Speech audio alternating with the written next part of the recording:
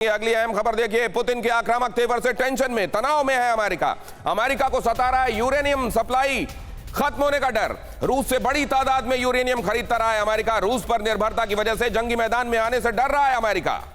जंगी मैदान में अमेरिका सीधे खुद क्यों नहीं आ रहा है? जब ये सब इतना बढ़ गया मामला, तब भी वो ये क्यों कह रहा है बूट्स ऑन द ग्राउंड नहीं जाएंगे, हम मदद करेंगे, यूक्रेनियंस को हथियार देंगे जब तक आखिरी यूक्रेनियन लड़ने के लिए तैयार है। लेकिन सामने क्यों नहीं? उसकी एक बड़ी वजह ये, बहुत जल्दी से आपको दिखाता हूं, जरा देखिएगा इस एलैबोरेशन को। बाइडेन को पुतिन से किस तरीके का डर है?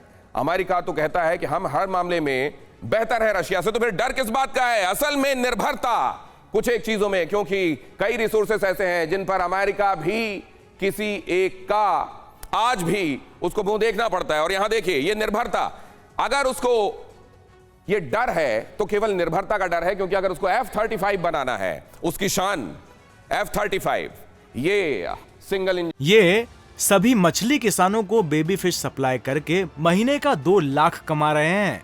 आपको भी करना है ये बिजनेस? तो फ्रीडम ऐप को अभी डाउनलोड करें। Single seater multi role stealth combat aircraft, ये तभी बनेगा जब चीन से अलॉयज मिलेंगे। ये बात और है कि कई बार चीन के चुंबक भी मिल जाते हैं। और तभी बनेगा जब रूस अपना टाइटेनियम देगा, वरना ये मशीन बन नहीं पाएगी। इसी तरीके से इनका high tech reconnaissance machine SR-71 Blackbird, ये भी तभी बनेगी जब चीन से अलॉयज मिलेंगे और रूस से टाइटेनियम। ये दुनिया एक दूसरे पर पारस्परिक निर्भरता का नियम इस दुनिया में चलता है, इसीलिए ये दुनिया गोल है। लेकिन जाहिर है, जब आप दादागिरी की बात करते हैं तो आप अपने आप को अलग दिखाना चाहते हैं, और उस साइलोस में जब आप रहना दिखाना चाहते हैं, तब भी निर्भरता आपकी कमजोरी बनती है। और यही कमजोरी अमेरिका को रूस के सामने सीधे सीधे आने से रोकती है, क्योंकि अगर वो सीधे आ गए सामने तो फिर ये सप्लाईज भी रुक जाएंगी। अब जरा देखिए यहां पे हेलियो, बाइडेन को पुतिन से डर क्या है, ये थोड़ा और इलेबोरेटेड फॉर्म में समझाता हूं। ये हाई एसए लो एनरिच्ड यूरेनियम है, जो कि रिएक्टर्स को चलाए रखने के लिए आवश्यक होता है, और ये सप्लाई करता है कौन? रूस अमेरिका को। रिएक्टर्स बनाने वाला ये ईंधन अमेरिका को सप्लाई करता है रूस का 10X, और 10X रूसी कंपनी रोसाटॉम का एक हिस्सा है। यहां से अगर ये हाई एसए लो एनरिच्ड यूरेनियम नहीं मिलेगा तो फिर रिएक्टर्स कैसे चलेंगे? तो निर्भरता भी है, चीजें चाहिए भी हैं, और ये कहीं बताना भी नहीं है कि ये सब देखिए हम वहां से लेते हैं। ये सब जारी रहने देना है, जो दुनिया को दिखाना है, और साथ में ये भी चलने देना है। और इसीलिए जंग में खुलकर सामने नहीं आना है। इसको जरा समझने की कोशिश करते हैं। काटजू साहब, ये जो निर्भरता है, इस पर मैं आपके पास सवाल लेकर आने वाला हूं, लेकिन जरा ये समझें, अमेरिका को रूसी यूरेनियम सप्लाई रुकने का ये जो डर है, ये किस तरीके से ट्रांसलेट हो रहा है इस पूरे सिनेरियो में? अमेरिका को रूसी यूरेनियम रुकने का डर, सप्लाई रुकी तो बम बनाने वाला यूरेनियम इस्तेमाल करना पड़ेगा। ये लो एनरिच्ड यूरेनियम जो है वो नहीं मिलेगा। हाई एनरिच्ड, आप जानते हैं ईरान यही कर रहा था, वो ज्यादा एनरिच्ड यूरेनियम बनाए ले रहा था। अमेरिका को इसी बात की चिंता थी, इसलिए लो एनरिच्ड यूरेनियम जो रिएक्टर्स चलाने के लिए जरूरी है, ऊर्जा बनाने के लिए, वो नहीं मिलेगा, तो परमाणु बम बनाने के लिए जो ईंधन रखा हुआ है उसका इस्तेमाल करना पड़ेगा।